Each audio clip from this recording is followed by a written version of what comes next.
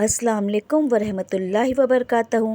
प्यारे अल्लाह के कई ज़िक्र हैं, कई अज़कार हैं, मगर हम जब उसे अरबी में पढ़ते हैं तो हमें चाहिए कि हमें उनका उर्दू तर्जुमा पता हो, हमें पता हो कि हम क्या कह रहे हैं।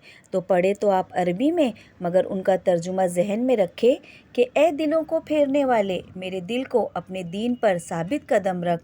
ए अल्लाह, मैं तुझसे अच्छे खात्मे का सवाल करती हूँ या करता हूँ। ए अल्लाह, मुझे मौत से पहले सच्ची तौबा नसीब फरमा। ए अल्लाह, तेरे सिवा कोई माबूद नहीं, तू पाक है, बेशक मैं ज़ालिमों में से था। ए अल्लाह, मेरी दुनिया में भलाई अता फरमा और आखिरत में भी भलाई दे और हमें आग के अज़ाब से बचा। ए मेरे रब, बख्श दे और रहम फरमा, और तू सबसे बेहतर रहम फरमाने वाला है।